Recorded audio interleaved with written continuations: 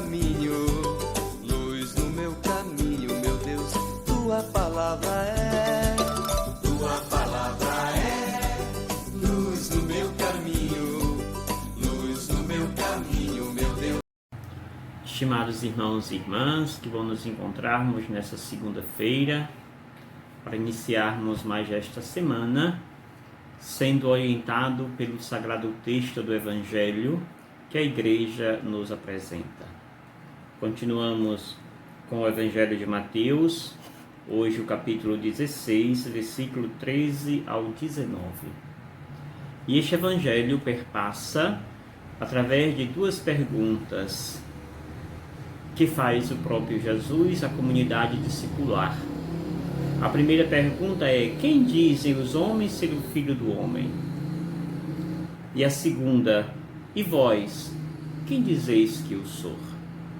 Jesus faz uma pergunta bem abrangente a princípio, uma pergunta que abrange a todos, voltada para a comunidade, e em seguida ele pergunta voltando-se para a comunidade restrita dos seus discípulos.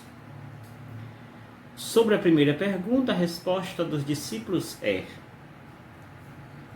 alguns dizem que é João Batista, outros que é Elias, outros ainda que é Jeremias ou alguns dos profetas. Percebe que a comunidade ainda não tem uma compreensão direta relacionando Jesus com a figura do Messias, o esperado, aquele que seria enviado pelo Pai.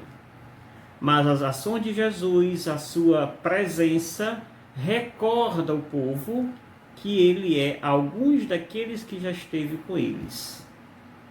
João Batista, Elias, alguns dos profetas. É um grande profeta, ou seja, é alguém que demonstra ser uma pessoa especial, mas ainda não conseguem ligar Jesus com o Messias, o enviado do Pai. Jesus então quer saber agora qual é a compreensão da comunidade de se discipular, já que esta está convivendo com ele. A multidão se entende, Jesus compreende, por eles ainda não terem entendido que Jesus é o verdadeiro Messias.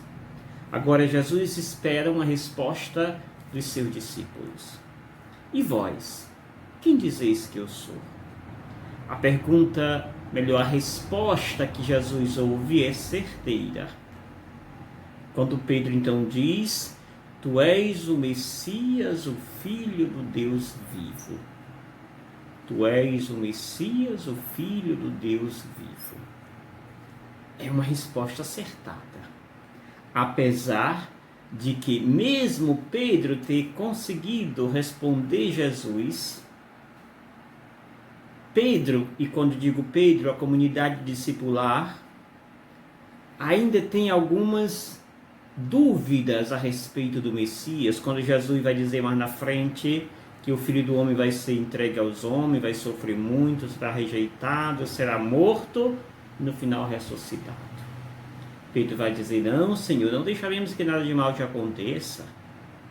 E Jesus vai dizer: afasta de mim, Satanás, não pensas como Deus, mas sim como os homens. Mas nesse momento Jesus acolhe a resposta de Pedro na sua íntegra. E Pedro ouve de Jesus uma bela afirmativa: feliz és tu, Simão, porque dissertes isto não por um ser humano, mas sim o meu Pai que está no céu que te revelou isso. Jesus consegue ver esta intimidade, esta consonância entre Pedro e o Pai, e o mistério do Pai. Ou seja, na comunidade discipular já existe uma compreensão clara de quem é Jesus. Por este motivo, Jesus vai dizer: Pedro, tu és pedra, e sobre esta pedra edificarei a minha igreja. Eu te darei a chave do reino dos céus. O que ligares na terra será ligado no céu.